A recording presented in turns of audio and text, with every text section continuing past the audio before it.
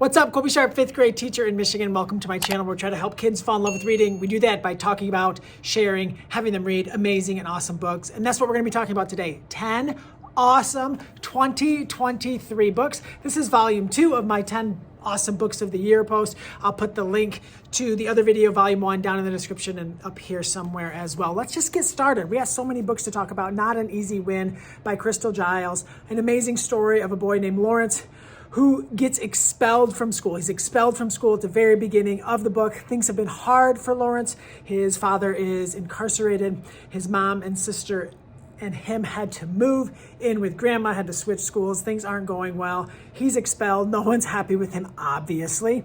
And he needs something to do during the day. So he ends up going each day with a neighbor to a community center to help out.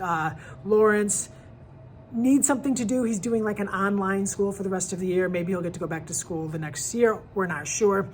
And he actually really starts to dig going to this community center. He has a purpose. He has things to do.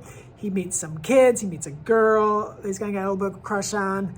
And he starts to play tennis. Tennis is really big at this community center with the kids. And the neighbor who takes him is really good at chess, and turns out there's this big chess tournament, and if he's one of the 3 best kids at the community center, then he gets to go and play. It's awesome. It's a wonderful book.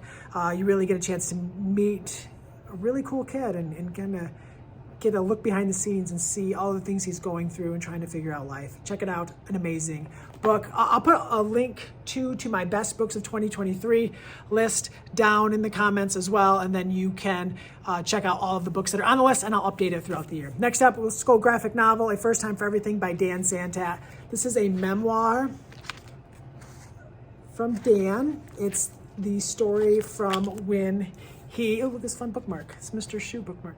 The story of when he went on this trip for weeks when he was in 8th grade to Europe with a bunch of kids and some chaperones. It's so good.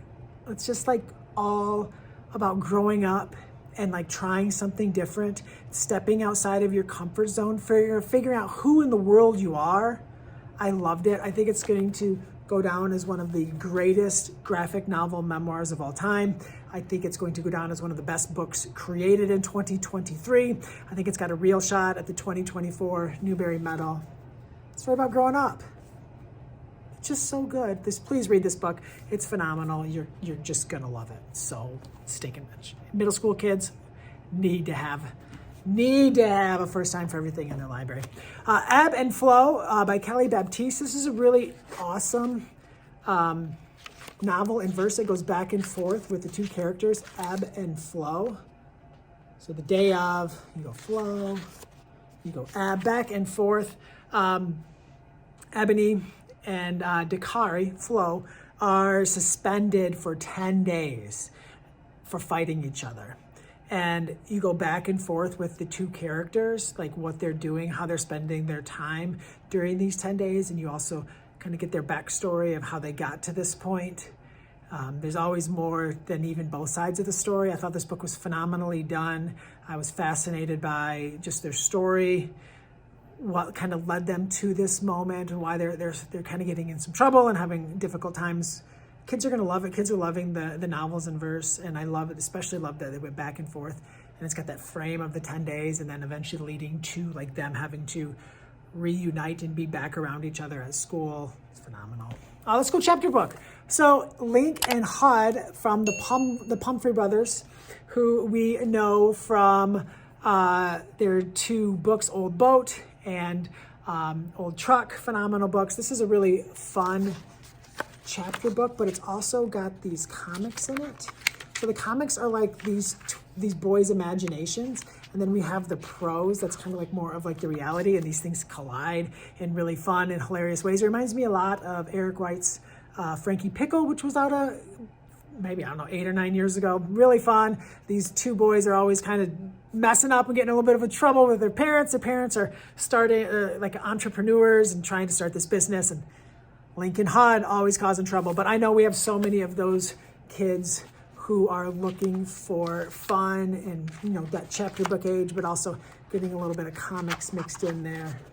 Really fun book. I loved it. 20 questions. Mac Barnett, Christian Robinson. I don't need to tell you who those two are. Amazing creators. This is a book that I read myself at home, and I was like, you know, I don't really know about this book. I don't really get it. And then I decided to end one of our school days reading it, and the kids were just over the moon in love with it. They were hilarious. Each page is like a question.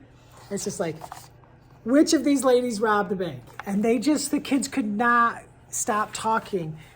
Why is the elephant so upset? And it's just like all these questions. And they just had all these things to say. And it was one of the most fun books to read aloud. Isn't that interesting? When you read a book and you're like, I don't know. But then you read it to kids and you're like, yep, that makes sense. They knew what they were doing. Not for me, for them. So much fun. Trust me, read it to kids, then you'll get it. The Tree in the River by Aaron Becker. You know Aaron from Journey, Quest, and Return, those beautiful wordless picture books. I am blown away by this book. So we have like this setting, right? You have this setting, and then you turn the page, and time has passed. And that's what this whole book is. I don't want to show you anymore, but it's basically the same settings, the same framed area over time. And you have like the birth of this society and the death of this society. It's wow. I was blown away. And then I read it to kids, and they were noticing things I didn't see at all when I read it. Tree in the River, another just masterpiece from Aaron Becker. The Indestructible Tom Crean. You know, I'm often fascinated. This is by Jennifer Therms. I'm often fascinated by topics that kids just can't get enough of. The Titanic is one. And then also 9/11 has become something that the kids can't get enough of. And I think that if there were more books, Antarctica and things happening in Antarctica and just learning about Antarctica would also be on that list. Because anytime there's something good and quality around Antarctica, the kids can't get enough of it. So check out The Indestructible Tom Crean. This is a beautiful nonfiction picture book. Everything that Jennifer Therms does blows my mind. All right, you may remember the airport book from Lisa Brown. This is the hospital book, and I just love her work. This is the advanced copy of the book, so it hasn't come out yet, but just like, look at this. Isn't that so? There's just so much going on. It's so fun to read and explore and to look at all of the different things she's able to work into it. This girl is not feeling well, and she has to go to the hospital. She talks about how she cries, I think, at 7 different times during her trip. It's really fun. It's really interesting, and I just couldn't get enough of it. I hope she makes more of these books. Isn't that cool? Hospital book. Her art is just so unique. You probably remember Talk Like a River from Jordan Scott and Sydney Smith. Well, that team is back in My Baba's Garden. The story of this child and his Baba, his grandmother, and they don't really speak the same language, but they spend a lot of time together. Baba has moved over to live near them. She lives in like an old chicken coop, not really a very nice place, but she always feeds him food in the morning, and they have this time before school that's really special. And then eventually she's not feeling very well and is unable to take care of herself. And watching the boy begin to take care of the grandmother is beautiful. Just another amazing book. Definitely expect to see this one on a lot of end of the year lists. I would be shocked if it doesn't make the New York Times bestseller, best illustrated book list. It's a really beautiful book. And then finally, last but not least, I think this is 10 books, Matthew Cordell's Evergreen. Matthew has just done it again with this awesome, nervous, worried, scared squirrel, and he meets all these cast of characters, some of them maybe not as friendly, on his quest to deliver an acorn full of soup to someone sick. We have the different parts.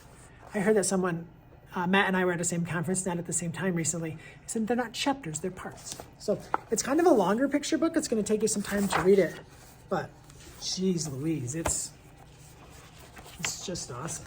So I hope you found something to add to your to-read list. I remember I have the description with all of my list of favorite books has all these books in it down there. Also the link up here to my first volume where I had 10 other awesome books that you should read in 2023. I hope you found something great. It's a great year for books, which means it's a great year for kids, and a great year for kids, a great year for reading, all kinds of awesome things. My name is Colby Sharp. Thank you so much for tuning in. I hope you have an awesome-tastic day.